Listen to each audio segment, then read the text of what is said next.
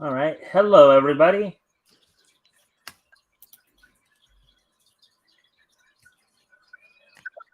Hello, hello. Yeah, I had to check something. Oh, here we go. Chris is here. Hey, Chris. Just Oh, in Okay. time. I'm actually fighting my computer right now, but I was like, oh yeah, I can click that and probably get away with it.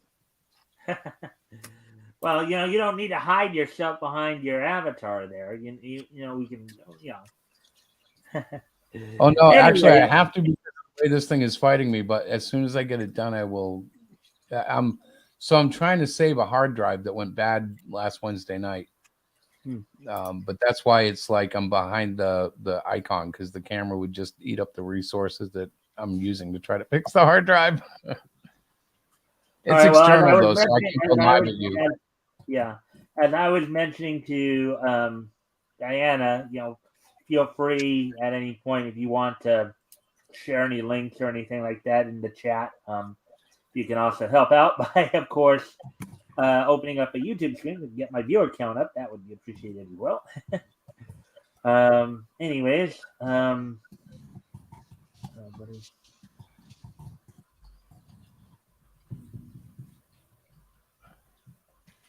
Let's take care of this. Sometimes what I do know is that sometimes they will pick it up if you type as long as you're active in the chat. That's one of the things. But anyways, so how are you doing tonight, Chris? Well, other than fighting this thing, I'm pretty good. It's all right. I want to save my hard drive and I don't know if I can. So that's my main focus. Otherwise, everything is great. Yeah, and I think How I about did you? mention that you can share your links, right? Oh yeah, yeah. I haven't had any opportunity to do anything yet. I'm telling you, man, I'm fighting this drive. It's a SAN disk and it's not nice. A sand It's disc. fighting What a me. disc made of sand? No, it's just called SAN and then disk. It's a brand name. And I Okay. guess it doesn't like the Mac as much as I thought it would because Oh, it is being stubborn. it's kind of like it's kind of like what YouTube is to me at times with the viewer count, right? Right, right. Well, viewer counts are Okay, tough. I so heard you guys talking about Wednesday nights, and like we get if, at tops we get 5 or 6 viewers. You know.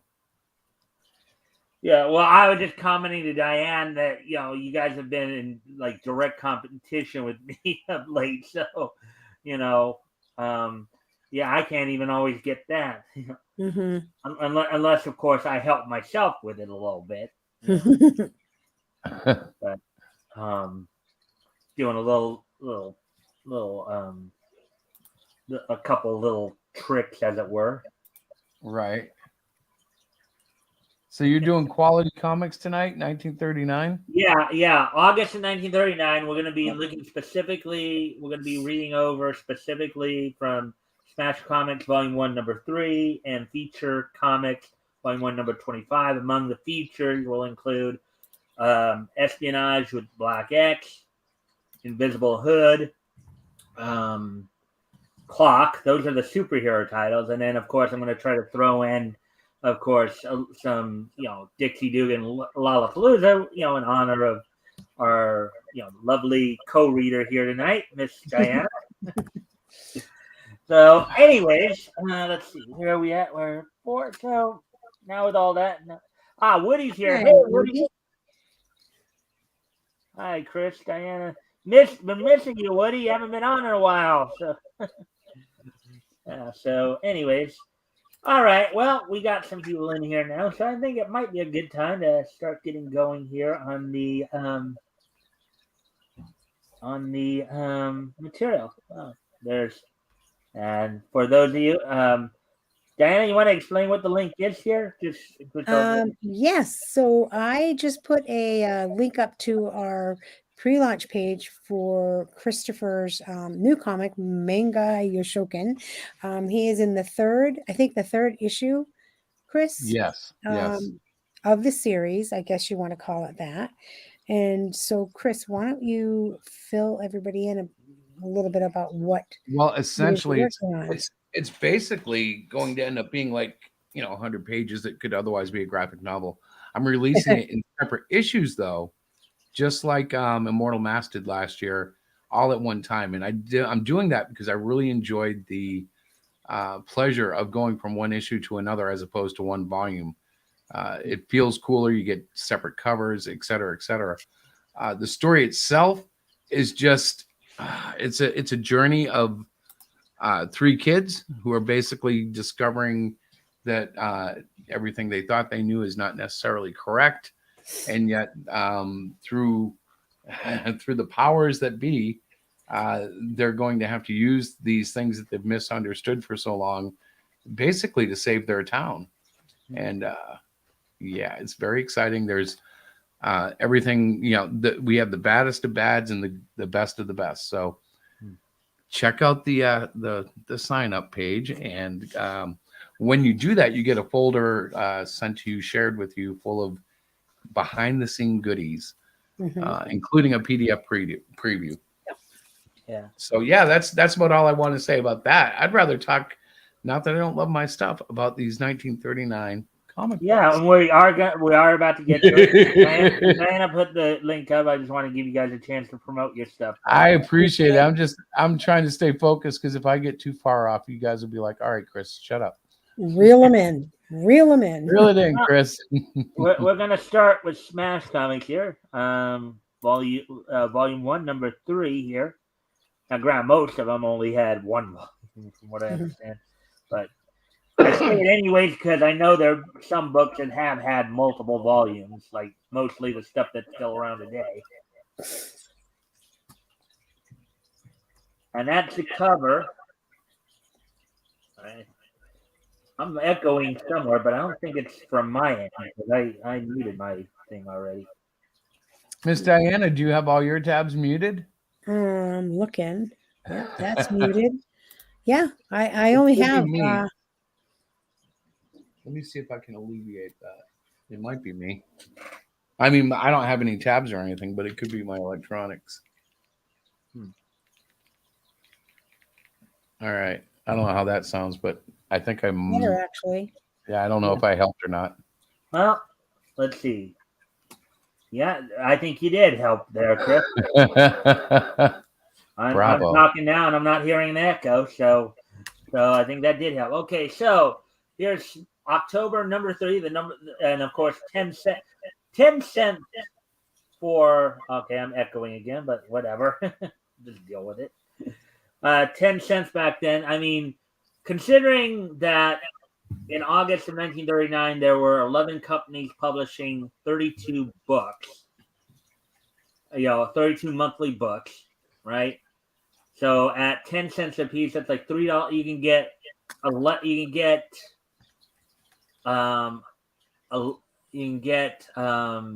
32 books for $3.20. Wow, that would have been something. I bet you we could sell with that price. Jailbreak! There's Bozo the Robot, one of the characters from. And then we also have Espionage, Black X up top there with the monocle and that. Wings Wendell, Archie O'Toole, which of course is the Will Eisner story right there, as well as Espionage, and Clip Chance of Clipside, featuring Hugh Hazard and his Iron Man. That's Bozo the Robot right there. Philip Hot Veep, Cheek Carter, Abdul the Arab, Captain Cook, John Law, Invisible Justice. Now, the interesting thing about Invisible Justice and Invisible Hood, the feature was called Invisible Justice, but the hero was called Invisible Hood. Now, one of the things I was telling Diana earlier, Chris, and you may have known this, I know you're a little bit more deeper into comics and their history and stuff like that.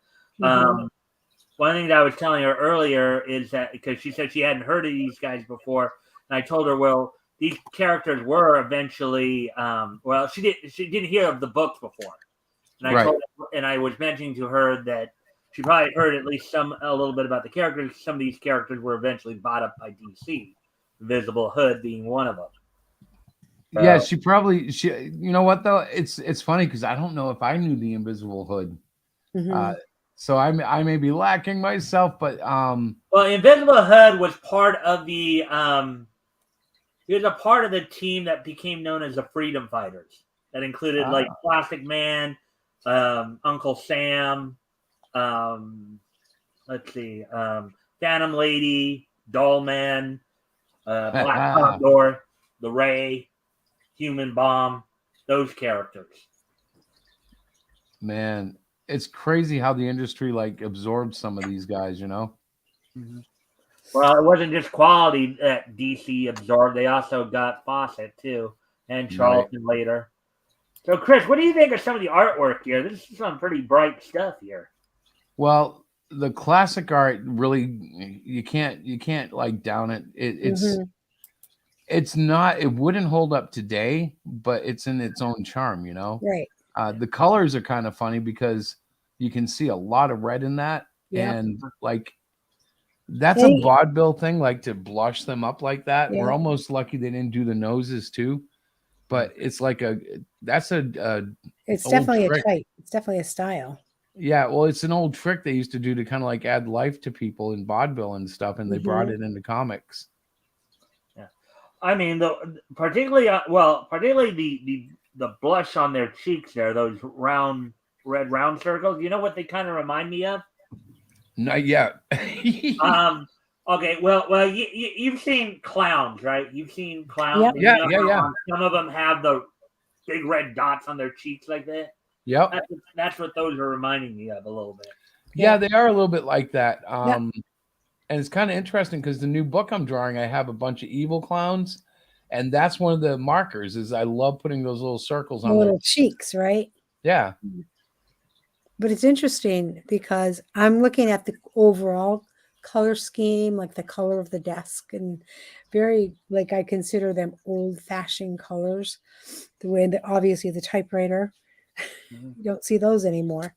I mean, people collect typewriters now, for crying out loud, which is very curious to me. Yeah, but ask a kid what a typewriter is, and a lot of them don't even begin to know. You know, they're like, is that a word processor? Just tell them it's a prehistoric word processor. There you go.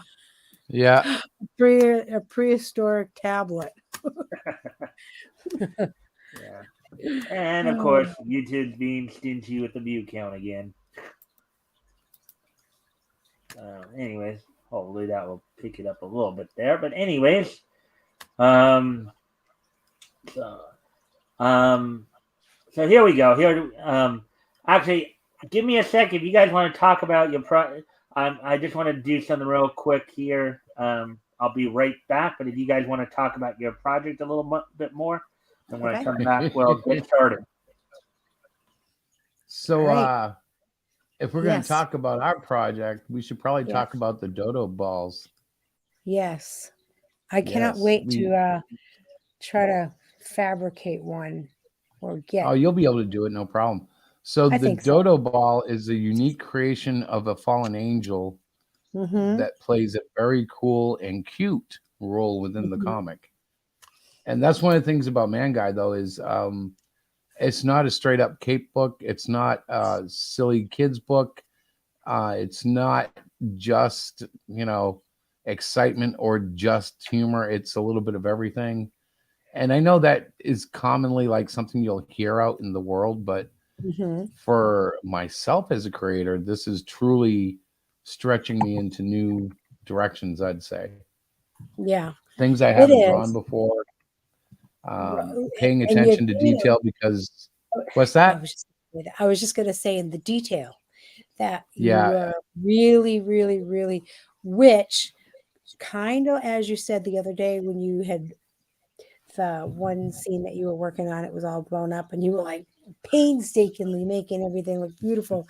Then you shrunk it back down. You're like, nobody's going to see any of that, but it's there.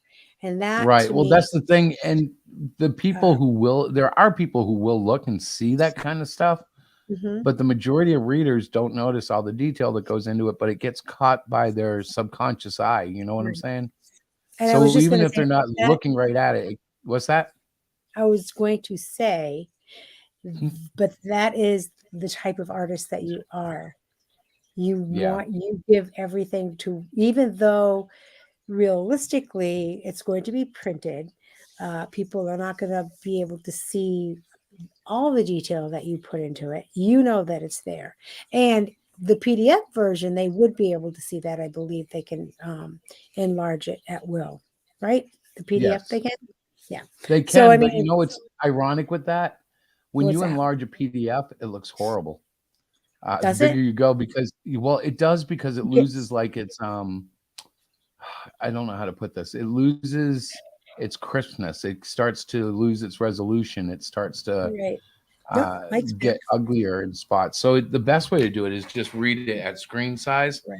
but you Yeah. can zoom in. It's just when you do it, gets a little weird. Mm-hmm.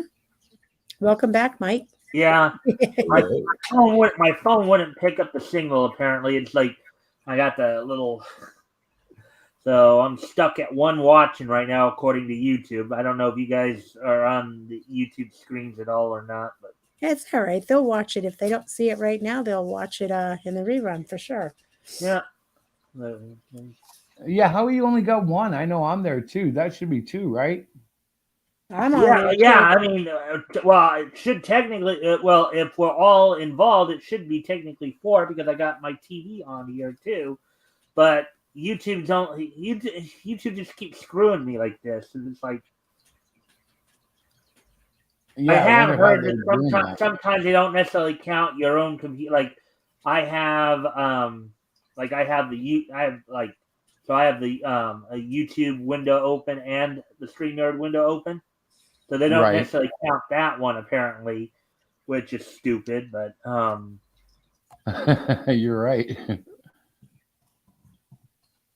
so the one that may be counting like the TV or something like that. But I think one of the things is in order to refresh the count, you have to be more like constantly active in the chat. I think that's now unless you have 10 viewers or more in there, then it will stay consistent. But I think if more people if we can get more people chat, which we should be able to do now because we're going to get started in the reading. Mm-hmm. As always, for everybody, if anything grabs your attention, feel free to comment and or ask questions. Let's see. And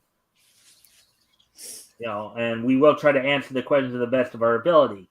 So, ready, Diana? I am ready. All right. Oh, can you read that from there, or do you want me to send you the link to the No, comment? I think I can read it. All right. Actually, maybe I should at least. Okay, I think I have it up to 200 at least. But no, actually, it's at 150. So, we'll try it there and see what happens. Okay.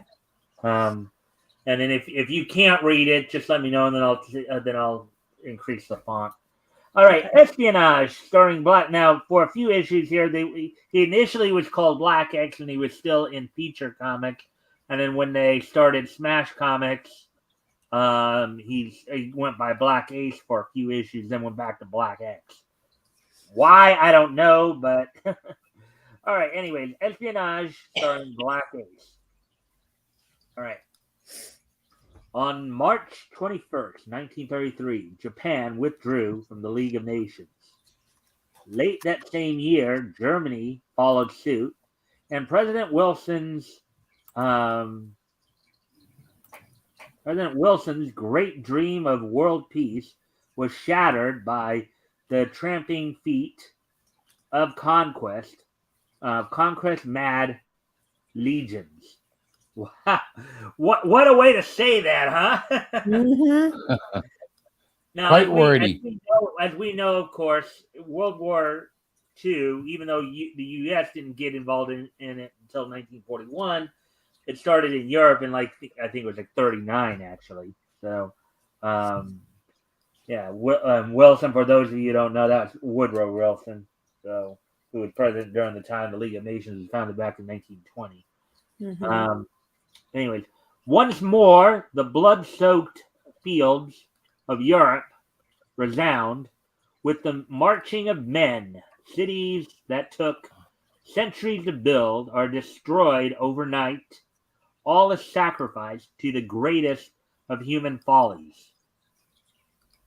Diane, I know you're taking a creative writing course. I know you're a bit more of the writer aspect here. What do you think of how they're wording some of this? It's for a comic book. I would think that it's very wordy, but that's just because the comic books that I've read, Chris's, um, tend to get right to the point. But they're doing. Who am I to say? These guys are professional writers. Well, it's Well, kind of like a different era too. Yeah, yeah, exactly. something that of course, when I've talked about a lot when others have been on, like RJ and Rick and Tim. Mhm. One of the things I pointed out on several occasions that the writing of comic books back in this time period seemed to be more formal than it would be today. Absolutely. You And know, the it's a lot language more they formal. used, the words that they used back then too were There's different. Well, a remember much though, more extensive vocabulary. Yeah. back then, I think people would have been disappointed if they got the lack of writing that they see in today's books. This is They true. wanted value. They wanted to get a story. They wanted to be entertained. It's a whole And if different you were era. giving them a 24-page book that only had like half the dialogue, they might be a little disappointed. Mm-hmm. Well, you have to remember too. This even though we were coming out of the Depression, we were still a couple of years away from World War II. It was definitely a different time. Right. Yeah. We talk about we've talked about society, how society was. We even talked about on here before. The level of maturity for kids, because Mm-hmm. you do, and what you will find in a lot of these golden age stories is how the characters, how the heroes and stuff will interact with kids at times. We were talking about that last week when I had Tim on, or a couple weeks ago. Whenever I last had Tim on, we were talking about that. Mm-hmm. But it was last week because it was Fox Feature Syndicate. But kids back in these days, 12, 13, 40-year-old kids were holding down jobs. They were doing paper routes. They were helping out at home. They were doing whatever they could while their parents, while their fathers were, in the factories and what have you. And the mothers were doing everything from taking in laundry to child care and all that. And, you had the older kids who would help out, at home or take some other jobs to try to bring in more money. So definitely a different era than what is now. Absolutely. So anyways, but in America, peace reigns. Prosperity has returned. Unemployment is a thing of the past, while Europeans slay each other. Americans live in peace and plenty. You see the headlines there. Factories in full production. Europe at war. Greatest prosperity America has yet. In Washington, the president issues a proclamation. Before I continue on here, Chris, were you about to say something? No. I was agreeing with you. You said something. I went, yeah. I think it was in the dialogue. Yeah. Americans living abroad are in danger. Therefore, in order to avoid becoming involved in foreign troubles, I hereby order all Americans to return home at once. Now, what's kind of funny here is that, and Tim and I had talked about this on a few of these stories, where this is a time when America was trying to stay out of the war in Europe. Yep. Until, of course, December 7th, 1941, that we were finally dragged in, and issues of the XYZ affair and all that. So, at that moment, in a European country, two men listen intently on the president's speech. To further aid these Americans, we are sending 10 of our transports to bring our citizens home safely. All right. I know you said you wanted to try to do some men's voices here and there, Diana. So, um, let me see. I'll do the guy in the lighter tan suit on the left there. If you want to do Okay. the guy in kind of the orange tan suit on the right. Okay. All right. Mhm. Turn it off. That speech means our plans are ruined. Bah! With America out of the war, we'll never have a chance to grab Alaska.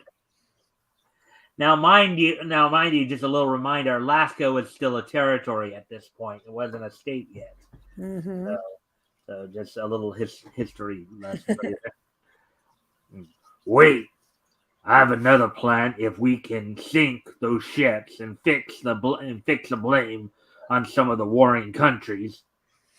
I see. That will drag the U.S. into war, and our country will seize Alaska and its mines. Yeah, because Alaska had, I think, some diamond mines or what have you in there, right? Mm. So get a crew of mercenaries, men who would do anything for money. I'll take care of the submarine.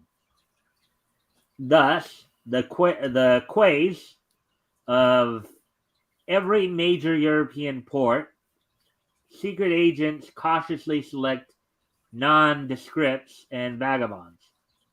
Oh, thus on the quays of every.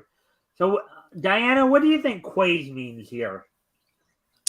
You know, that's a really good question. Thus, on the quays of every major, I would think on the shores of every major European port. Yeah, at least if we go by context clues here, that'd probably be what it is on the shores Right. or on the ports or what have Yep. you. All right.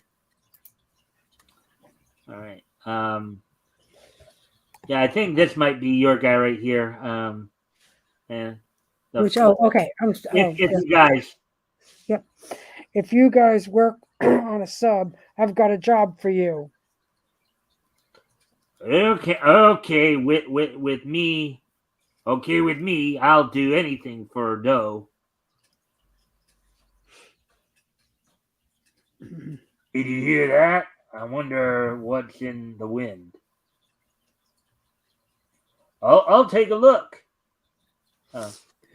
Hmm. Let's see. This is Black X right here, by the way, the guy with the monocle. Okay. This looks like an important case. Send word to HQ. So long, X10. Good luck, Black Ace. As Black Ace saunters over and sits nonchalantly on the pier, a man approaches. Okay, so Diane, how might we interpret that today? So, What, Chris, Chris? you want to say something? First of all, hi Tim. And I looked up quays. I So did too. it's a concrete, stone, or metal platform that like lies alongside or projecting into water for loading like and a dock. unloading of ships. It's like a dock. Yeah. Yeah, but it's for loading and unloading of ships. So it's like where they'd have, yeah, you're right. But like a loading dock, not just when you guys say dock, I think fishing docks. Well, no. Well, it is an English word, Tim. Yep. Well, I said along the water, and I just didn't know. you did. I just looked it up because I was curious. I was like, that's a word I've actually never heard. I did too because I wanted to know. I know of its existence. I just never really thought too much about it because when I play Word Connect, I can use Quay at times. Yeah, but you Tim never thought knew I was exactly talking in code or something. We've learned something new today, Mike. That's a good thing. Well, and that's one of the things I like about doing this show is that you can learn a lot of new things if you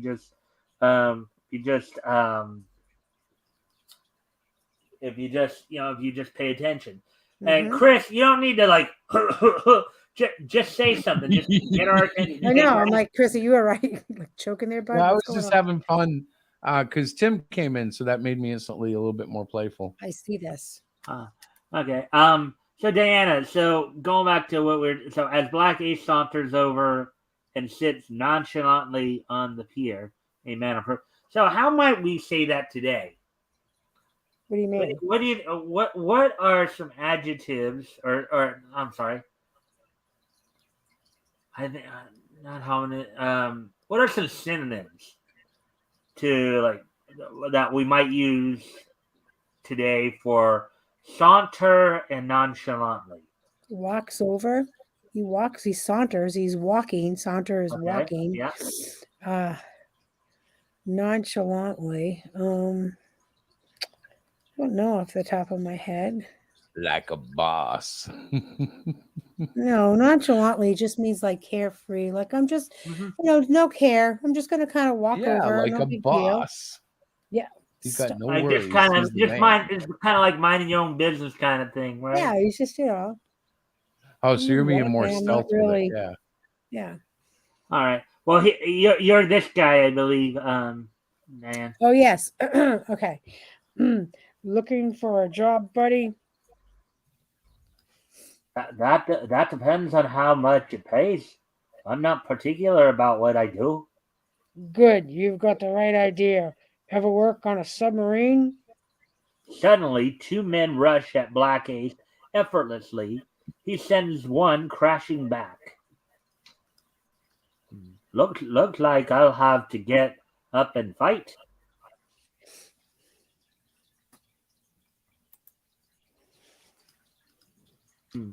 Here's your knife, my friend.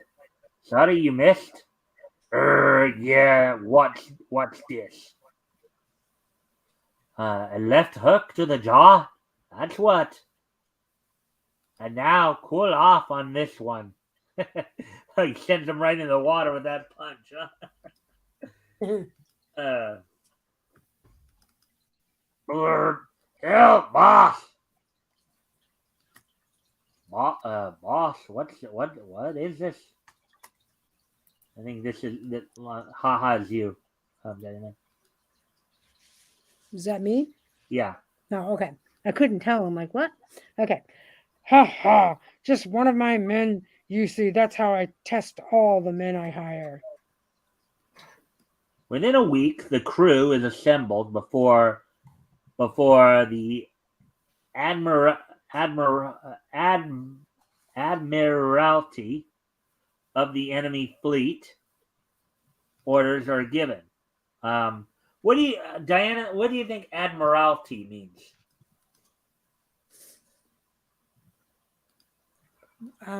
Assembled before the admiralty of the enemy fleet. The admirals, right? Mm-hmm. It would be the guys that run the fleet. Yeah, the admiral of the fleet. Yeah, the admirals. Yeah. A motley crew, but excellent for our purposes. Men, you will be commanded by two of our officers. After a few weeks of training, you'll be fit for service. I'd like to add that there are to be no questions asked. You sail under sealed orders. Thus, while the mysterious crew trains in secret, the American transports sail into Havre, France. Guarded by Marines, thousands of Americans board ships. And guarded by destroyers, the ships return to America. Not far behind, a submarine plows through the sea toward the convoy. Mm-hmm.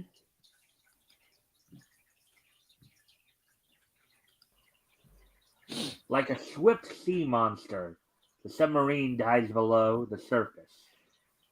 Inside, the crew are busy at their stations. Look at that guy right there, Diana. I'm just laughing at the artwork. Huh? I'm just kind of giggling at the artwork and the colors. It's very different. And, and the fact they're shirtless and all that, right? Mm-hmm. Well, you look at the art here too. The artist did put some pretty good musculature on these guys. Mm-hmm. So, in the torpedo room, Black Ace labors. I've got to find out what those sealed orders contain. Yeah, me too, buddy. I'd like to know where this pig boat's going. Pig boat. Interesting thing to call a submarine. Mm-hmm. Look, the captain's quarters is empty. Slip in there and take a look at the charts. Go ahead. I'm with you. Quickly, they scan the charts on the navigating board.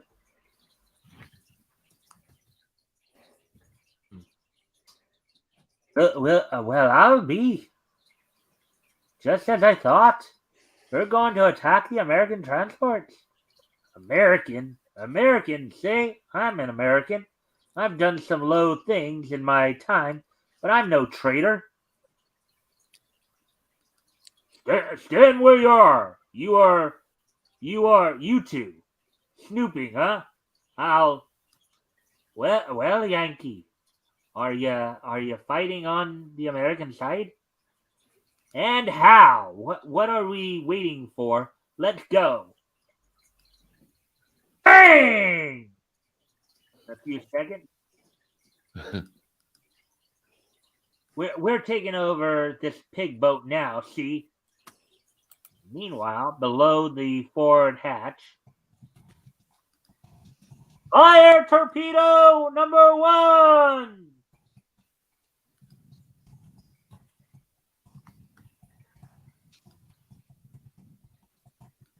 Like a deadly fish, the released torpedo speeds through the water and strikes with a terrific explosion the tanker, which was following the convoy of ships. Immediately, the destroyers swing about their glistening guns, ready for action. Diana, what's glistening mean? I know what it is, but just for everybody's sake here, what's glistening mean? You're really asking me what glistening is? I know you know, but it's one of those things where you would like to make sure the audience who might be listening. Glistening is like a wet or a dew, or it's shiny often. It looks wet. Sweat can be glistening, you know. Now a little heads up for a little further down the line. Not today, not tonight per se, but one of the villains, an arch enemy of our man, is actually named Dr. Glisten. Uh-huh. That'll be, of course, further down the line, not tonight, but okay. Just throw that in there as well. Okay. Anyways, Cool. below the sea, Black Ace and his comrades struggle to gain control of the ship. Those men in the torpedo room are getting set for another shot. Get set to fire number 2. From behind a bulkhead door, and you see him punch there. Mm-hmm. In the melee, the torpedo is dropped and rolls with increasing speed to the steel sides of the boat. Oh boy, can you imagine having like a, now this is a torpedo, so it's kind of like a missile here. Mm-hmm. In a crowded space, and it's rolling, and you know that when it hits, boom. I know. It's crazy, right? Yeah. Look, if it strikes the wall, it'll go off and blow us to smithereens. Without a word, Black Ace's friend dies placing himself before it. But the terrific impact of the torpedo against him crushes the valiant man. Black Ace rushes to his side. Yankee, are you all right? Ugh, I'm done for, pal. Sorry, I can't finish this fight with you. You'll have to go alone. You've done splendidly. You're a real American. Thanks. Say, if you're ever in Brooklyn, will you see that my ma gets this pocket good or this locket goodbye? All right. I didn't know the guy was from Brooklyn, or else I would have tried a Brooklyn accent. Now, Black Ace technically is American, even though I'm doing a kind of a British accent, but that the whole spy thing, James Yes, Bond, I right? figured that. I said, well, you're differentiating between the voices. I thought it was good, but I think Tim was asking if he was really a Scottish character. Maybe, I don't know. No, I think he was American, Tim. I just did it because of the spot. I said, oh, and hello, Terry. Look at this. Terry's here. Hey, Terry. Terry will be joining me next week when we start September of 1939. We'll be going to DC. Just to let everybody know, and I'll repeat that later when we get there. Awesome. Yeah, the Scottish English accent, Tim, is just more me because Black X is a spy, James Bond-esque type of spy, and he's got the monocle, so that's the only thing I could think of to do for that particular voice. Mm-hmm. So, let's see. Rising from the dead man's side, Black Ace quickly seizes the controls. The ship rises to the surface. Ship is the surface there. On board the convoy. Look, the sub that's been attacking us. Submarine off the starboard bow! Let's see. I've got to signal them before they open fire. Open fire! Let's see. The sub is hit. Inside, the men are thrown down by the great jolt. Slowly, the craft settles to the ocean floor. In the control room, Black Ace regains his senses and realizes his plight. We're at the bottom of the sea. Quickly, he leaps to the pressure gauge. They're smashed. The man in the engine room will suffocate. Meanwhile, the engine room is flooded, and Black Ace leaps to the rescue.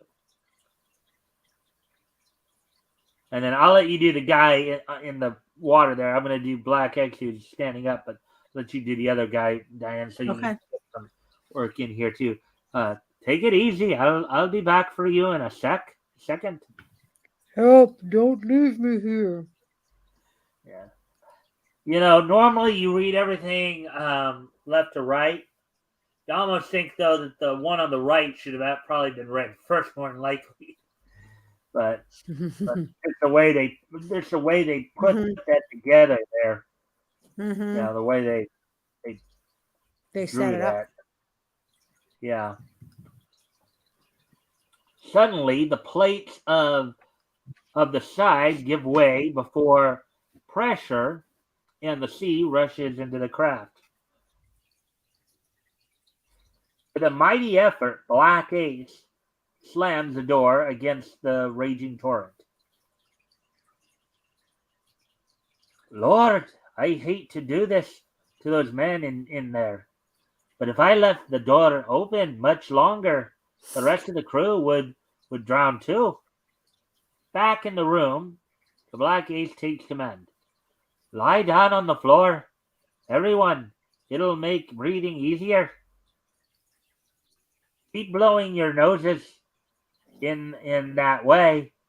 We'll hold out longer. Minutes drag by on the sea. Above the battleships circle the spot where the submarine went down. Shall we begin rescue operation, sir? They must all be dead by now, but we'll send a diver down to make sure. Meanwhile, 35,000 below the surface, the air becomes depleted. Black Ace tries desperately to cheer up the trapped men. Okay, I'll let you do the other guy here, Diana. I'll do Black Ace. Okay. Don't worry, man.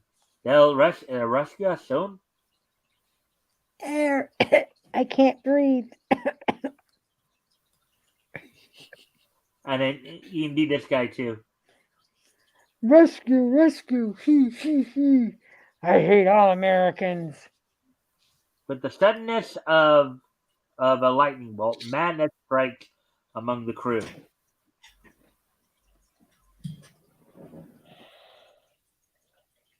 Steady, old man. Steady. I gave you that guy. Oh, I'm sorry. Ha ha ha, you dog. Who are you to give me orders? I hate to do this, but you'll destroy the morale of the rest. Shock! Suddenly, what's that?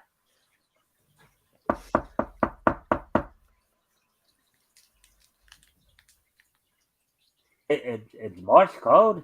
We're saved.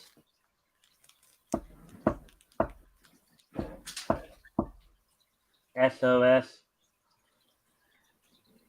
With anxious faces, the men await the answer that means life or death. Minutes seem like hours.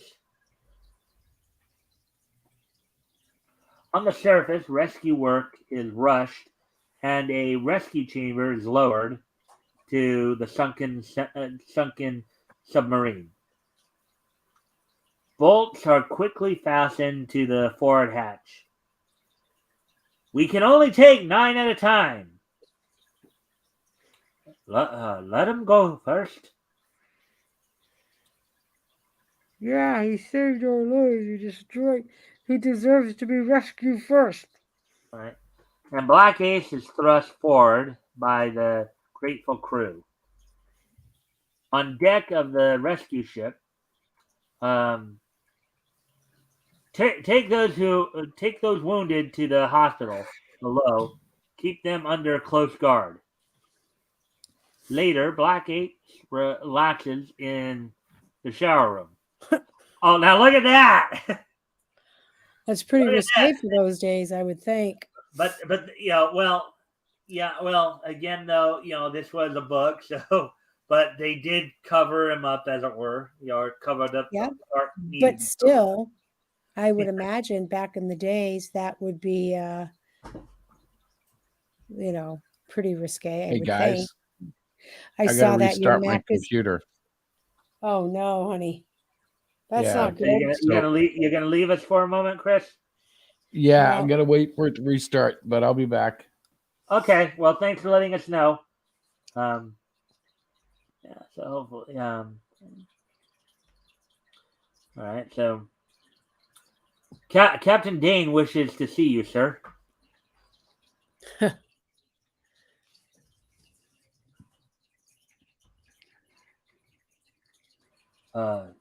You're sent for me, sir. Yes, I've just received this cable from the President of the United States. He wants to see you at once. A plane roars across the sea, speeding Black Ace to Washington.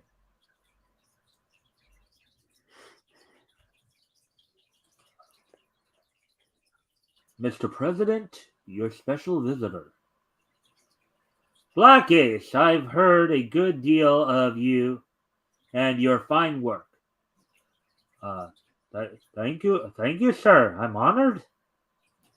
Will you please reveal the name of the country responsible for the submarine attack? Would you mind if I withhold it for Mr. President? Why do you wish to keep it secret? You see, if I revealed that, it would mean war, and thousands of our citizens would be sent abroad to be killed and maimed. That's true. The loss of one tanker does not warrant the sacrifice of thousands of Americans. I'm personally grateful to you for the part you played in thwarting this attack on our transports. What was that? That would be my daughter sneezing. Sorry about that. No problem. It sound like a Tweety bird or something like that. She said, "Oh, I'm sorry."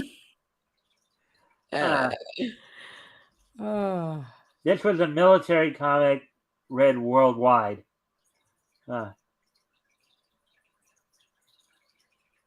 Okay, so let's get caught up here. So, laugh out loud. Let's see. I was wondering when I was going to be noticed by you land lovers. Well, we did earlier, there, Terry. Who are you calling land lovers? And Chris goes, my Mac is making me reset.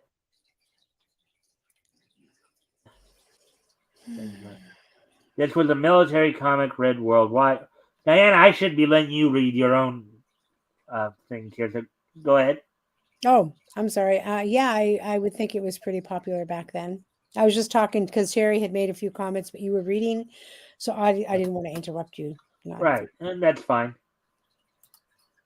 So now you can read back what you Oh, wrote. I'm sorry. Yeah, it's interesting. I'm basically saying to Terry that I thought it was interesting, the word choices, the art, and the color that they used for the comic back in the 1930s, whatever. Yeah, we're having a good conversation going here. I hope we can keep it up with everybody in the chat there.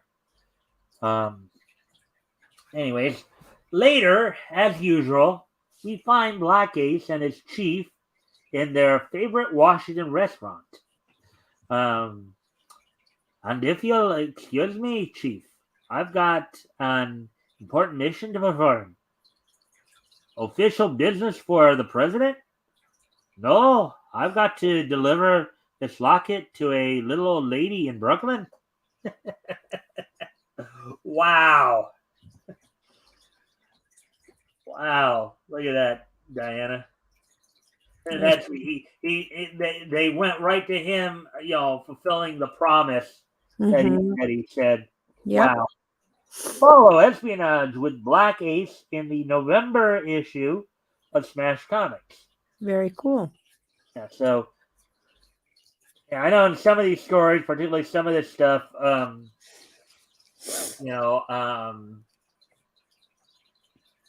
since like in that story, there weren't any, one female characters, so it's kind of hard to figure out, like there are going to be some obviously with Lollapalooza and Dixie Dugan later, but want to make sure you're getting involved as well. Carter, look at the bright colors here.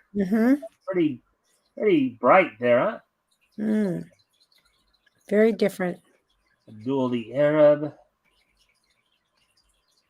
Are these all from the same year? Yeah. Okay. Let's see, sport. Well, okay, so obviously the Black Ace story was set a few. Okay, I think the Black Ace story was around the same time, so never mind. All right, so Invisible Justice by Art Gordon. Now, Art Gordon was a pseudonym for Art Panajan, who had made a number of characters around this time. Okay, Diane, what I'm going to do here is I'm going to let you read the narration. Oh, okay. And that way that gets you involved. And then, of course, I'll let you do the narration, and I'll also have you do the female voices, and I'll do the male voices. And that way that still gets you involved, because I know if I didn't figure out something, I knew that weren't going to have you reading much unless we figured something out. If particularly with some of these stories that didn't have as much female characters involved, so I figured, because I usually will let RJ do the narration with these here, so I figured might as well let you do the narration. Okay, now. That at least gives you something to do. Alrighty. So I start out Invisible Justice by Art Gordon. I already did that part. So okay. Suddenly, there is an explosion and the ship glitches. No? See, it is midnight? Oh, okay. See, I took the red as the narration. Isn't that Well, the funny? boxes here are the narrations. See the box, Right. yellow boxes. Yes, so I if you see see a that, box, but that's a narration. But the red box almost looks like narration too, but I guess it's not. Below that? Because on Which my one? screen, I couldn't really see. So am I starting with the yellow box then, correct? Yeah, the yellow box to the Okay. right of Invisible Justice. Okay. It is midnight and the SS Pomeroy plows through the waters of New York Bay, bound for foreign shores. Suddenly, there is an explosion and the ship lurches to one side. Badly crippled, a moment later, an odd-looking craft pulls alongside. The freighter and men swarm onto its deck. Boom! The next day. And then you can read the narration on the bottom there. Then I'll do them. Okay. The next day, Kent Thurston, known as the Invisible Hood, an arch enemy of crime, buys an evening newspaper. Paper, Mr. Thurston? Later at his apartment, something is wrong here, and I'm going to get to the bottom of it. And then we see right here, pirates sink another ship. SS Baldwin shares fates of SS Wales and Pomeroy. The freighter Baldwin was torpedoed last night in New York Bay as she sank. Men boarded the vessel and held up its officers. All valuables aboard, including a large payroll, were transferred to a small craft, which disappeared immediately. Police and Navy baffled. And that's the third ship in as many days. I can't believe it. Modern pirates. Police are baffled. That calls for action. Hood. On the following night, the SS James leaves a New York dock, and on board is Kent Thurston. At midnight, the ship reaches New York Bay. Then in the wireless room, Get away from that desk, buddy. In a few minutes, this ship is going to change hands.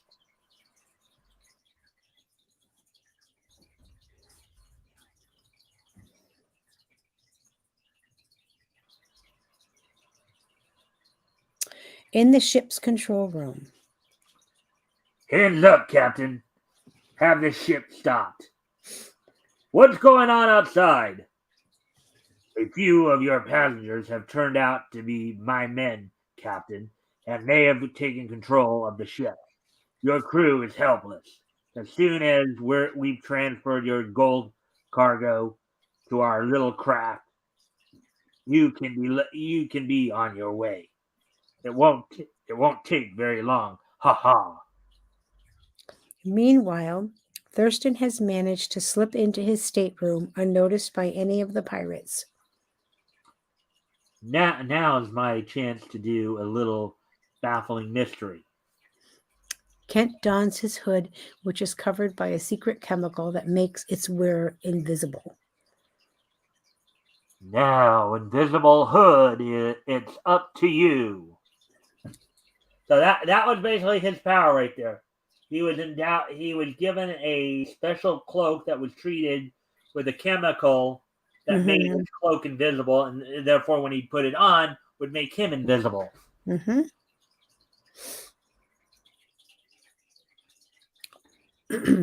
On deck. You guys just stay still. Our ship will be here in a few minutes. There it comes. Oh, wait. There it comes. It looks like a small submarine. No wonder it disappears after each hold up. Then the Invisible Hood dives overboard.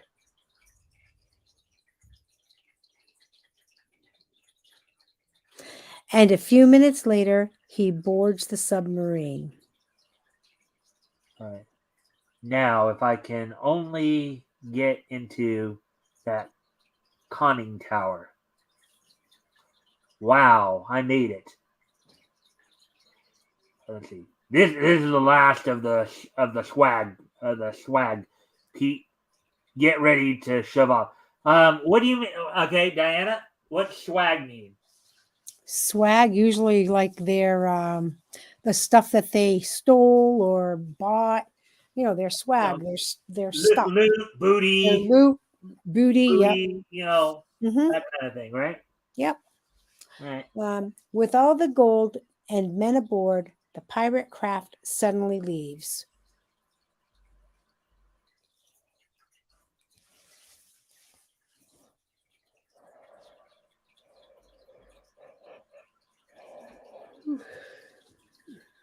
You all right there? Yeah, I've been up since 5, so it's Oh, getting me. yeah. Okay. A short time later, the submarine arises as it approaches an abandoned old vessel lying in the middle of the bay. Inside the submarine. Let's see. Okay, man. We're at our okay, man. We're at our hideout. Take the dough out and put it in my safe. We're going to have a little celebration tonight, boys. So get going. The men file out of the submarine onto the schooner, and as the last man is about to leave, Ugh, my throat. Who is that? Don't be alarmed. Don't be alarmed. I'm right behind you. Now tell me who's running this racket. Are are you a G-man? No, but I'm here in the interest of justice. What? Then, man, you've come just at the right moment. I'm John Webb, inventor of this sub. It has more speed and attains greater depth than any other craft like it. Somehow these crooks found out about it, and here I am. They forced me to operate it while they robbed ships with rich cargoes. Now they intend to sell it to a foreign nation. You've got to stop them. I made it for my own government. I'm going up there, Webb. Stand by for my instructions. Be on your guard, son, and good luck. Boy, I'm in luck. The whole gang is below deck. I've got to work fast. then the invisible hood cuts the anchor rope and sets the schooner adrift. And adrift, as we know, means, kind of let loose or just on its own. So. Yep. Meanwhile, below the old ship's deck. Boys, we're going to quit this racket while the quitting's good, and we'll get a nice sum for the submarine. That was a swell idea of yours, boss. Parking the sub under this old tub and using it as a hideout. Right under the cops' noses, and they don't even suspect anything. What are you chuckling about there, Diana? I just like the way it said right under their cops' noses. Yeah. I thought maybe you might have been enjoying my little take on the thug there as well. And yes, and yep. Let's see. Since I came back here. Okay.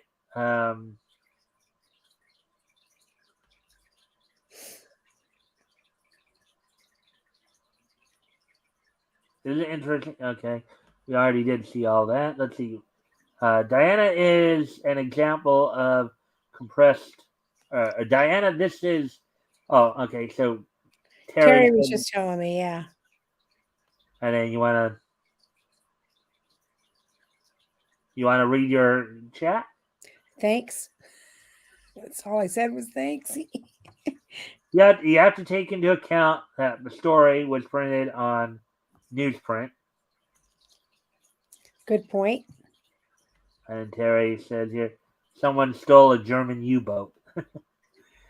And look, and Terry will be joining me next week to give his repartee about about some of DC Comics work. So that I look forward to that. Yep. Of course, as always, I look forward to all my guest co-hosts. And this week we got the Tamuleviches, Diana and Chris was with us earlier. Hopefully he'll be back soon to give commentary. And Diana, of course, helped me read some of these, very, very good comics. I'd say. Mm-hmm. Would you agree there, Diana? Mm-hmm. Yeah, I think they're good. Look, it's Lefty, and he's got our old man Webb with him. Go on, get in there. Hey, boss. I was sleeping on the sub. I woke up and heard Webb talking to some guy who says he's going to break up the gang. He must be on this ship, boss. What? No. He must have been dreaming. There was no shock. Why, you old buzzard? At this point, one of the men rushes into the cabin. Boss, we're drifting. Quick, boys. Stop the ship. If the Coast Guard see it floating, they'll investigate. Step on it. We'll stop it. Meanwhile, the Invisible Hood rushes into the schooner's deserted cabin.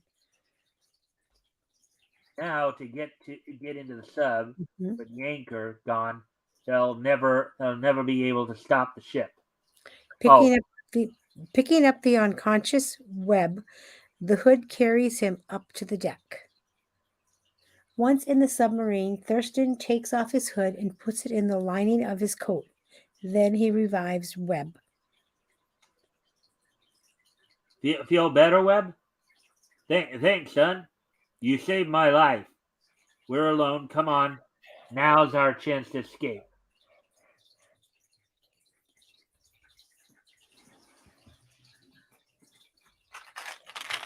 Are you pouring water or something, Diana? No, why? It sounded like water running or something like that. My fish tank, but that's been going like... I may have just noticed it now. That's probably... Yeah. Anyways, you got some narration up top there. Yep. A few minutes later, the submarine leaves its mooring under the schooner. Now I can send a wireless message to the Coast Guard.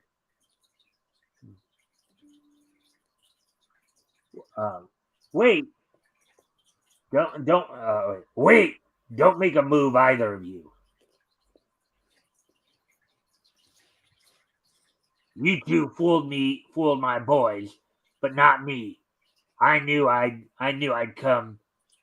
I knew I'd find you here, and I'm going to plug both of you. As the gangster speaks, Thurston slowly moves toward him, then suddenly he lunges forward. You have something to remember me by. Ow! I'm sending the message. Right. Ugh! On board a Coast Guard cutter patrolling the nearby waters. You saw that even before I did, so it's a good thing I didn't cut in on you there. You saw the narration there before I saw it. So. You've trained me well. Read the narration. Yeah. Just received this message, sir. It looks like good news, Watkins. You're smiling. MMM, it says, quote, pick up old, all right, okay, oh wait, MMM, it says, pick up old schooner, drifting down bay, river, pirates aboard. Well, what are we waiting for, Watkins? Full speed ahead. Aye, aye, sir. That back on the submarine. That finishes the river pirates, Webb. When our gang leader comes to, he'll be in the hands of the police. Then you can take the submarine to the Navy Yard. Another episode of Invisible Justice in the November issue of Smash Comics. Woohoo! let's see, we're about halfway there, and let's see, where are we at on time here now? Just past the hour mark. So I would, sometimes I would consider just, well, I guess we can flash through real quick. I guess we still got, we'll just kind of flash through and look through the rest of. There's Phil Pot Veet right there. Cliff Chance at Cliffside. Now Cliff Chance here was kind of and they had a number of these type of characters. I know in DC they had I can't even remember the guy's name now, but he's in Action Comics. But kind of a Jim Thorpe-esque type character. Mm-hmm. Kind of a super athlete. There's Archie O'Toole from Will Eisner. There's Will. Interesting people. So I'll read this a little bit. Yow! Alice Brownfield has Hollywood's perfect scream voice. It is her shriek that you hear in most horror and mystery movies of the time, of course. So, let's see. I have a question for you. What? I have a question for you, Mike. When and how did you get into the history of comics and comic book reading? Have you been doing this like since you were a kid, or because you have a wealth of knowledge? Actually, unlike most people in this medium, most people will start with comics and get into cartoons, right? Yeah. I actually came from the other way. I grew up watching cartoons. One of my favorites growing up was Super Friends. Okay. The Super Friends franchise, the Hanna-Barbera Super Friends franchise. Yep. You remember those? Mm-hmm. So, at some point back, about 15, 20 years ago,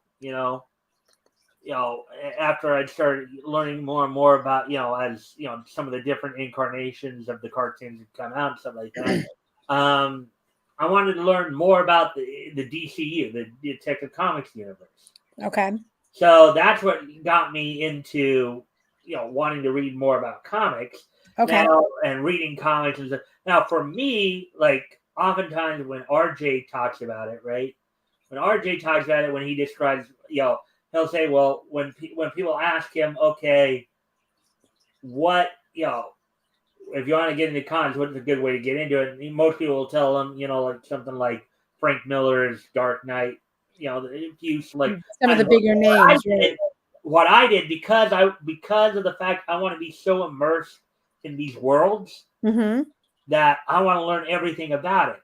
Right. So what I initially before I did what we're doing now, right, just covering all comics and stuff like that, I did basically kind of the similar thing here with DC and all the companies that would come up to, because basically the idea was that if I could, I'd want to actually enter these comics and actually interact with these characters. Right.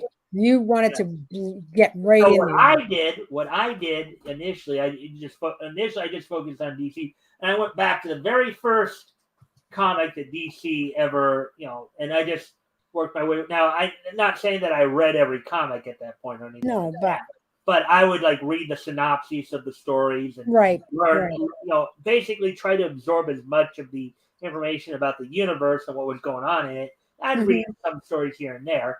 Now, with what we're doing now here, with the historical comic, now for me, the DCU is the thing. The DCU is the comics universe I'd want to be a part of, right? Now that doesn't mean that everybody wants to be. Some people like Marvel, some people like Image, some people like.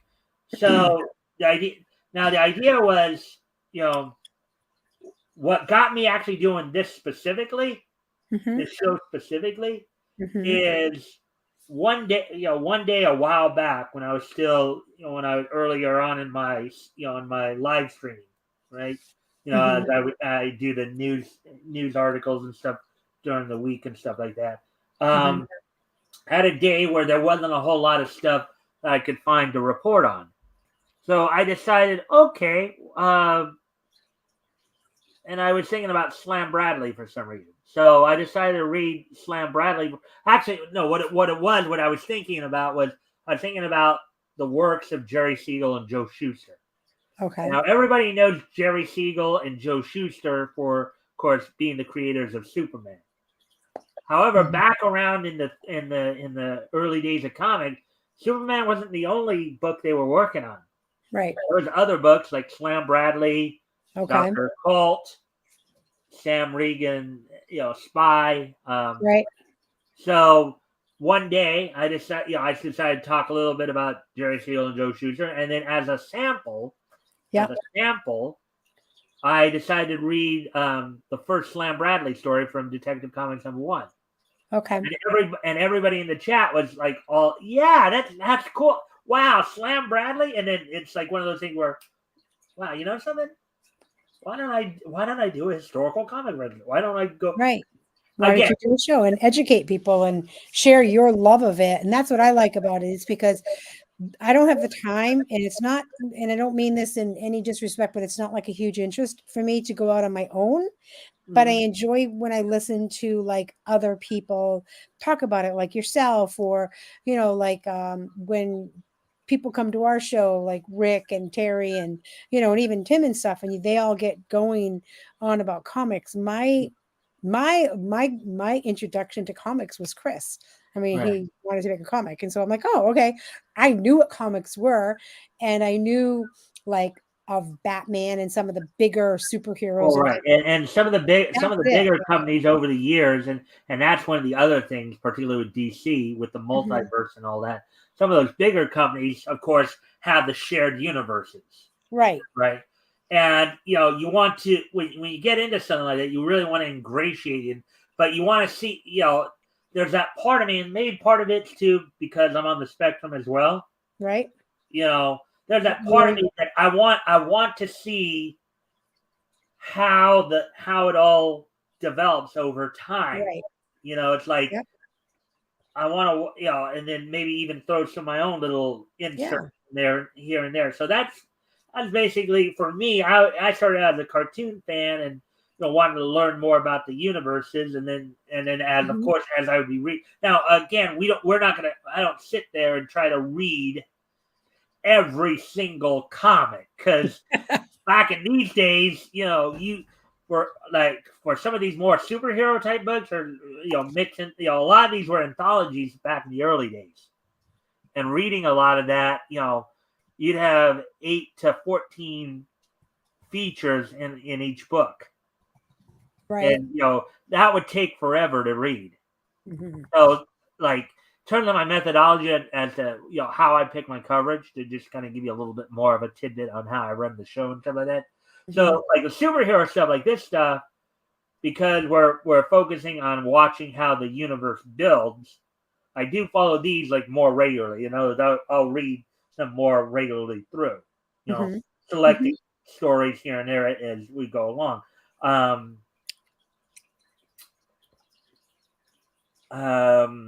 And I will get to. I see that you guys have been chatting it up for a second. Well, yeah, I will highlight those and give you guys a chance to and respond in a moment here. Just I want to finish what I was saying here. The idea though is that, of course, whether you're a fan of DC, Marvel, Image, or even going back in time, Dell, Archie, you want to immerse yourself in those worlds.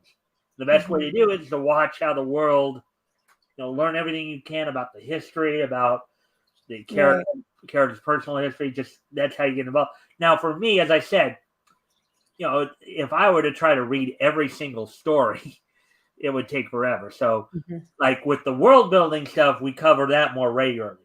But as you've noticed too, some of these books have cases where they're just reprinting news strips.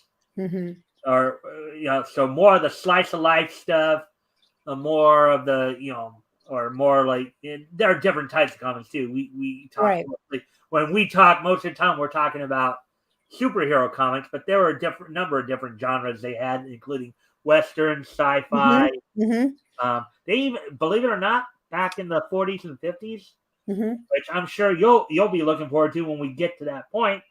They even had romance comics back then. There you go. Now we're talking. They actually had some comics like Young Love, Heartthrobs, Young Romance, where That's they funny. have now on these ones though, there's not as much world building. There's not much of quote unquote of a shared universe per se. Right. So with those type of comics, so that I'm not trying to read every single book and every single thing. Right.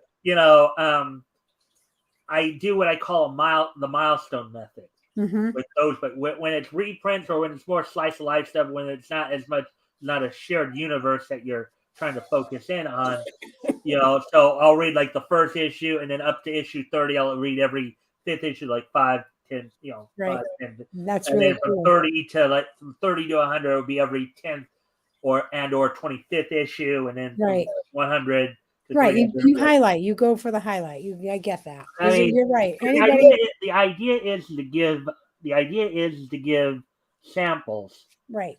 To give some kind of comparison to what how comics were. Like a lot of the comics that a lot of people of our generation grew up reading, compared to the stuff we're getting now. That's not independent, like what we're getting from the mainstream now.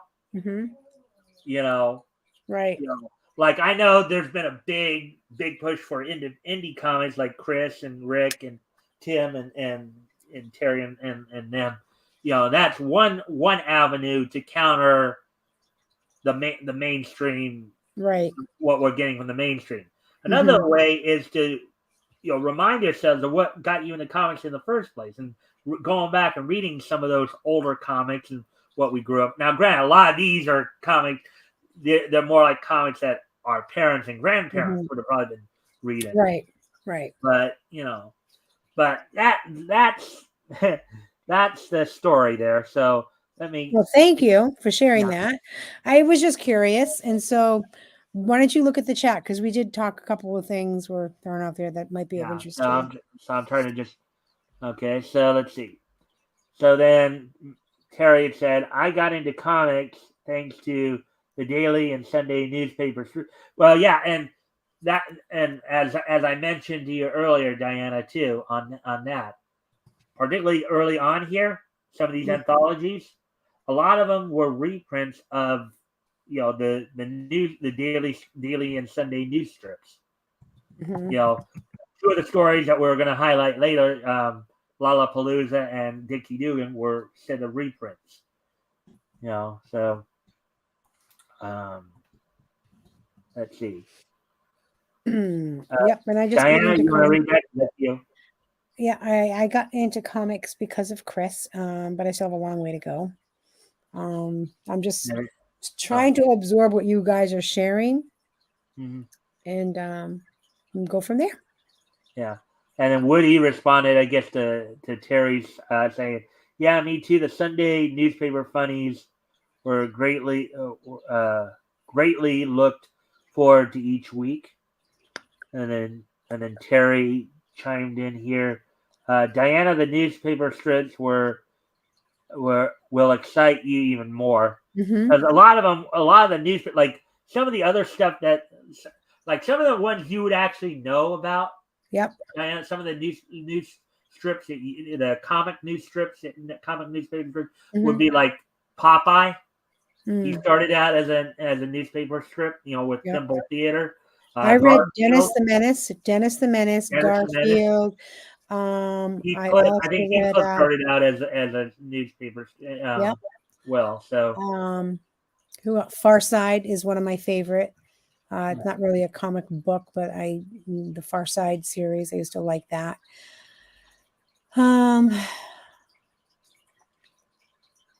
Oh, Timothy.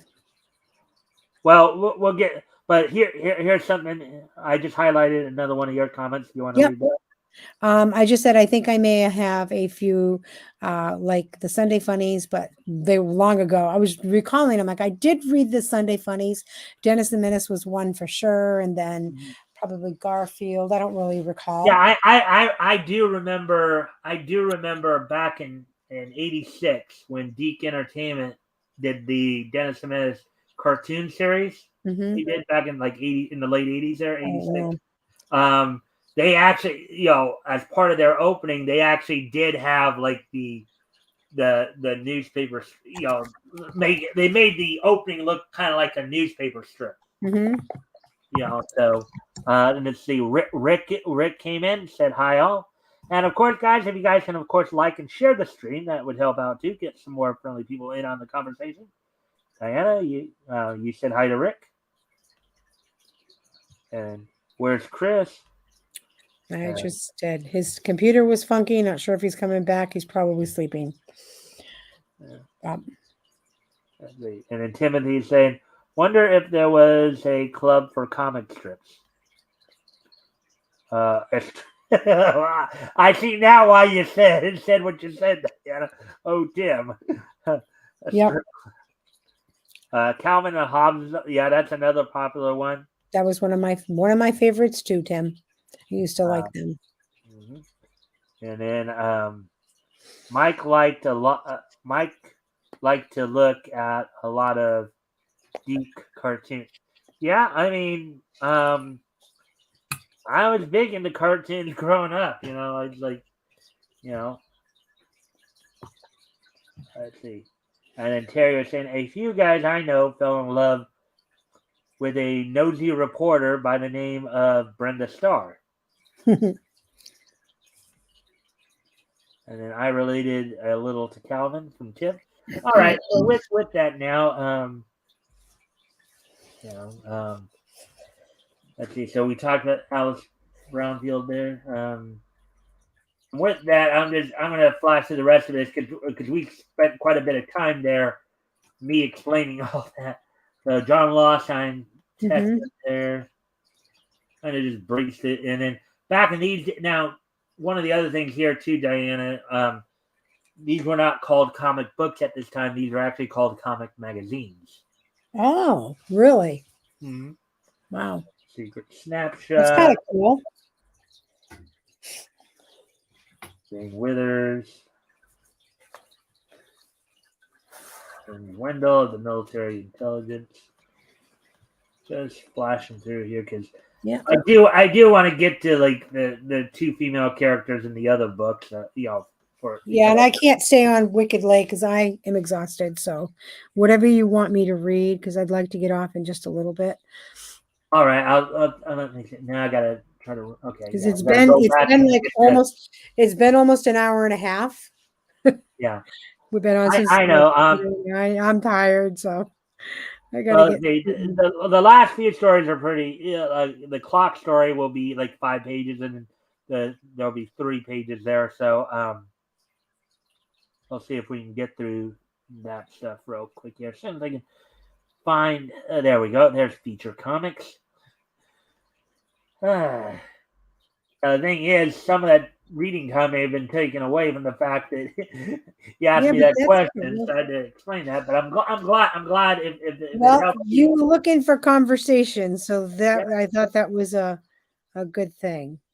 Lollapalooza. And then so here's Lollapalooza right here. She kind of looks a little bit like Lucille Ball before anybody. And then here's Dixie Dugan. Mm-hmm. And then let's see. And then here's the clock right here. We our guys tend to call him Captain Napkin Face. So I'll try to break through this bit more. Let's see. For the I'll let you do the narration for. I'm gonna just. Yeah, there's Lollapalooza. We'll get back to her soon enough. I'm gonna try to. Actually, you know something? Okay, I know you said you were tight, and we are coming up on an hour and a half, so maybe I'll just go ahead and we'll do the clock next time. I think I'll just go ahead and all right. So just think if you notice she's a redhead, so just think Lucy, My Love Lucy, Lollapalooza. This is my latest invention for bathroom baritones who like singing but not their own. I think that's her brother. So, all right. All So, right. My bridge club will be here this afternoon, Vincent. So do try to behave yourself. sure, sis. I'm gonna lock myself in the bathroom. Then I can't get in any trouble. Really? Well, if it is a house, it probably has more than one bathroom, but still. Um, hey, Meadows, draw a bath for me, will ya? I'm sorry, sir. I didn't. Wait. Okay. Oh, hey, hey, Meadows, draw a bath for me, will ya? I'm sorry, sir. I didn't hear you. Hey, bath! I want to take a bath. A bath? Oh yes, sir. Right away, sir. What's so funny? Just it's a comical dialogue. He's yelling at the poor guy. Yeah, well, I mean, this is again more slice of life comedy kind of thing, as opposed to the action stuff we were looking at earlier. Meadows is a good butler, but he's as deaf as a codfish. Hello, Layla. Hello, girls. So nice of you to come to my bridge. Actually, I think her name is pronounced Lala. Oh, Lala. Sorry. Yeah, no problem. Yeah, have you ever heard the term Lollapalooza before? I don't think so. Yeah. Well, they have used a modified version of it a few times. Lollapalooza just simply means like kind of like party or festive kind of Oh, okay. situation. I never heard that before. There was a rock. I can't even think of it. Oh, Walkapalooza or something like that. That was kind of like Woodstock out here in California. I can't even think of the name now, but yeah. But anyways, Okay. Lala, Lala, dear, isn't it a little chilly here? It is, darling. I'll have the butler build a fire. Meadows, make a fire in the fireplace. beg pardon, madam. I said, make a fire. A fire. I'm sorry, madam. I didn't hear you. A fire. I want a fire. A fire. Oh, yes, a fire right away, madam.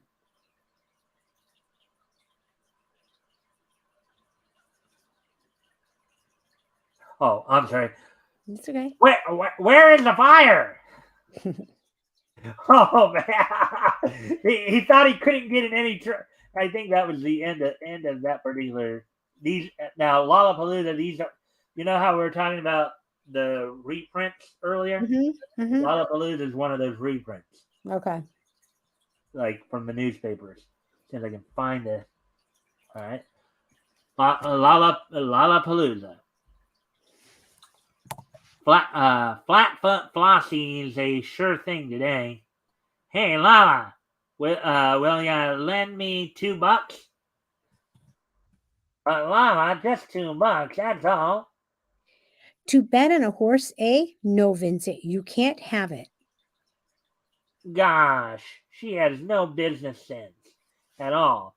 2 skins of Flatfoot Flogie would bring home 40 fish. Like how they talk about money there. Mm-hmm. Some of the terms they come up with money back in those days. Mm-hmm. Oh well, there's no use going out with no dough. I guess I'll just sit around and listen to the radio. And now we will hear from Homer J. Hatem, president of the Uplift Society for Henpecked Husbands. Mr. Hatem. Oh, yeah. Homer J. Hatem, the president of the Henpecked Husbands. Okay. That's a good one. A nice alliteration there. It is. It is, absolutely. Gentlemen, too long has the mighty male bowed to the whims and wishes of wacky women, and we mice, are we mice or are we men? Are we to suffer in silence while women walk all over us? No, brothers, 1,000 times no. Arise, comrades, strike! Man is the master. All dames are dopes. Assert yourselves. Demand your. Now, could you imagine? Can you imagine how certain segments of our society today would be responding to this? Would not be good. Oh, the SJW would be having a fit. The SJW would be having a fit. They would. Don't even. Yep, I'm sure they would be. Oh man.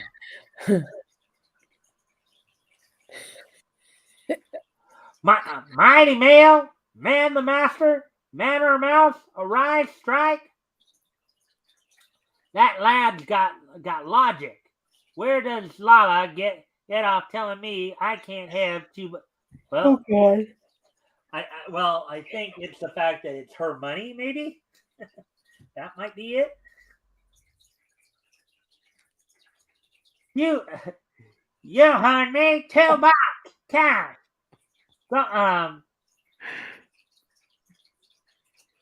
Coin of the realm, or do I have to bat you about a bit? Oh man! Yep, this would not fly. That would get. Look at that. She's all. She just threw pots and pans at him. And little Bernard Bunny hippity hopped off into the wild wood. Good night, kitties. Oh boy. Oh boy. Yep, this would not fly in today's market No, not at all. of female independence.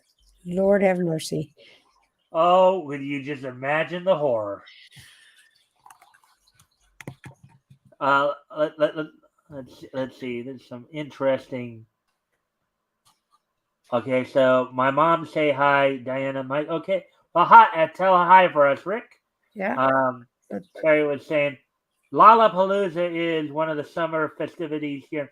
Okay, that Lollapalooza. Okay, that might have been it. Hi back at her. And then you were saying to Terry?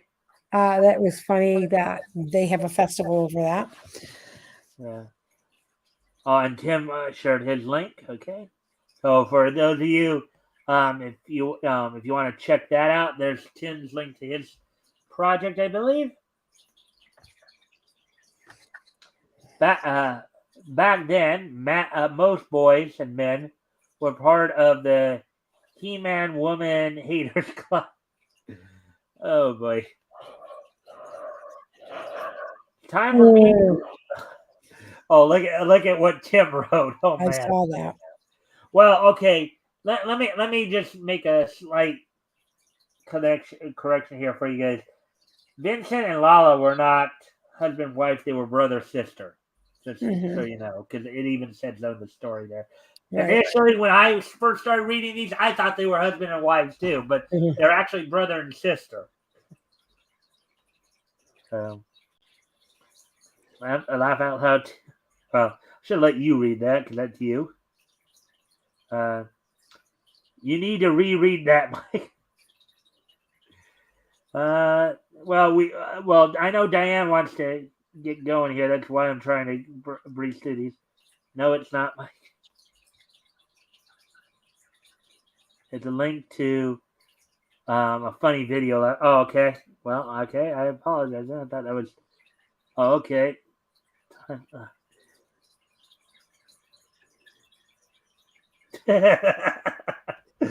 Oh boy.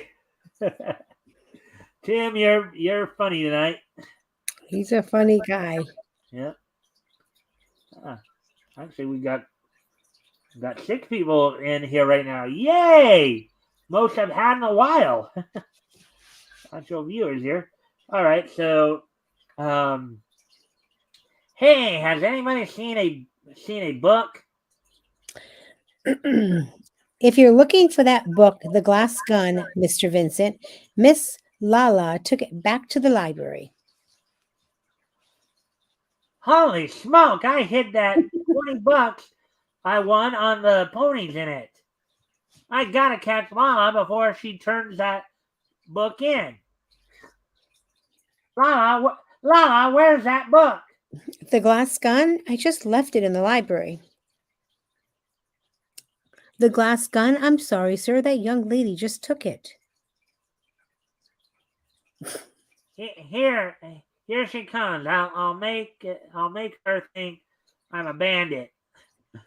And smart guy, isn't he? Stick him out. Hand over that book. You ought to be ashamed of yourself going around scaring defenseless women. Do you like my new hat, Babette? I bought it with the $20 I found in a library book. Oh boy. More of Lollapalooza in the November issue of Feature Comics on sale September 29th. Yep. Let's see where we're at on time here. You know, I just want to make an interesting point that for people that think that, you know, the women have sort of taken over in the heroic roles of superheroes and stuff like that. Like I hear a lot of that, like, oh, you know, the woke, all this. We look at this is back in the 1930s, and here is Lala, and she's a pretty independent gal for that time, right? Well, yeah. Well, there were a lot of strong women back then. You know, I mean, Wonder Woman, of course, comes to mind. Right. Who debuted in All-Star Comics number 3. I think it was in 1940-41. You saw Lala right here. If you feel up to it, we'll go on and read Dixie Dugan as well. You might.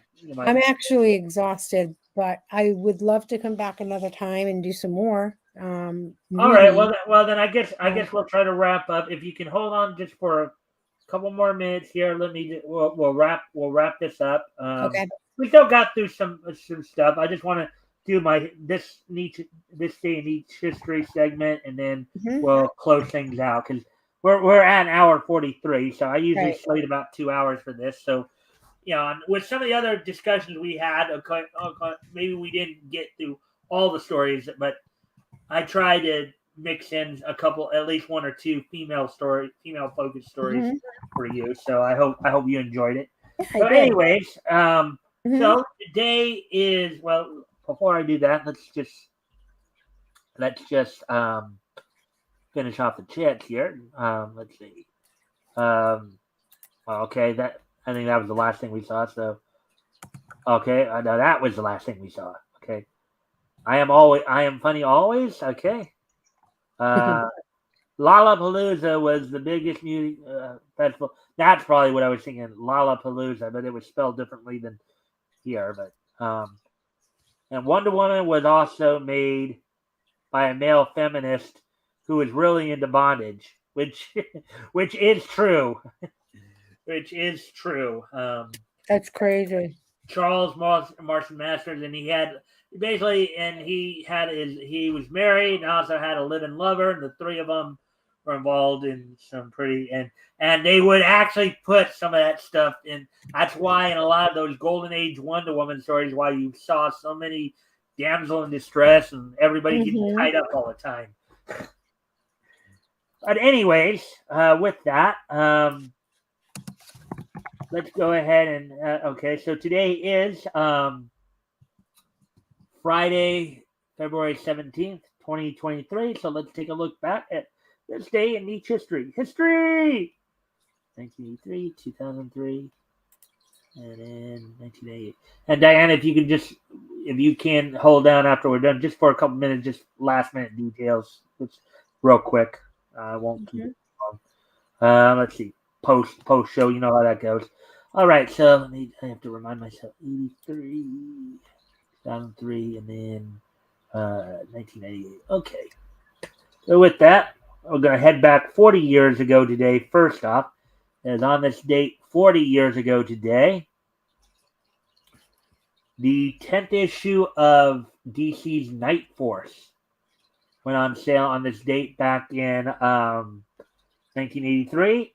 Sold for 60 cents. 32 pages, edited by Marv Wolfman. The story was written by Marv Wolfman. Penciled by Gene Colan. Inked by Robert Allen Smith. Lettered by John Costanza.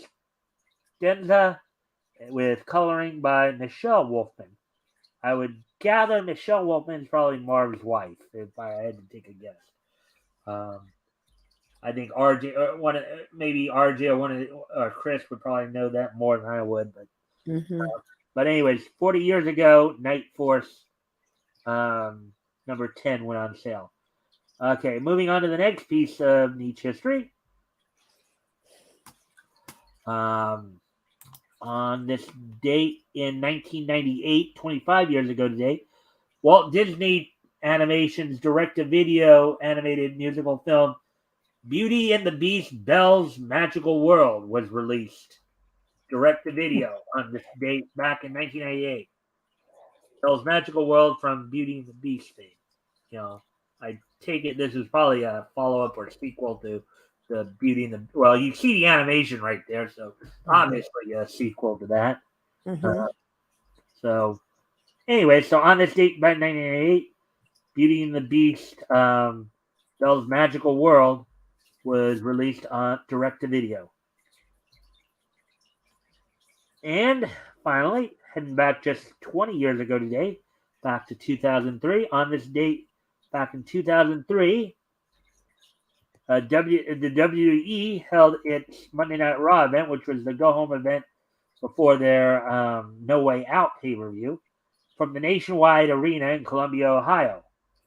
The main event saw Eric Bischoff defeat Jim Ross in a no disqualification match. Yes, Jim Ross did wrestle a little bit, not a whole lot, but just in the WWE, though. He was always more or less an announcer. Scott Steiner and Booker T defeated World Heavyweight Champion Triple H and Batista in a tag match. Let's see, anything else of real note here? Not really. Basically, this was the go-home Raw before the No Way Out pay-per-view. So that happened 20 years ago today. So with that, we're done with all that. So I thank everybody for being here. I hope, and of course, I'll be setting up the shows tomorrow probably, but I hope to see everybody back here on Sunday. Diana, hopefully we can get you on and get you part of the conversation on Sunday as well. Or weekend edition, we have the panel discussion with everybody. Of course, hear your, give everybody in the panel, your thoughts on what we read tonight. Also, then Monday, of course, Monday I'll be doing the Marvel and DC reviews and CBR, and then Tuesday to Thursday we'll be doing the Nietzsche News cast, and then next Friday will be our next episode of the Historical Comic Retrospect. Mighty Geek Studios, Terry, will be joining me for that one, as next week we will be starting our coverage of September of 1939, looking at books that went on sale in September 1939, starting, of course, with DC, focusing on such classic stories as the conclusion of the Batman versus the Vampire story from Detective Comics 31 and 32, the Gora from Action Comics number 17 and 18. And with that, I thank everybody for being here, and I hope to see everybody back here on Sunday and every day we're on. So until then, bye. Bye.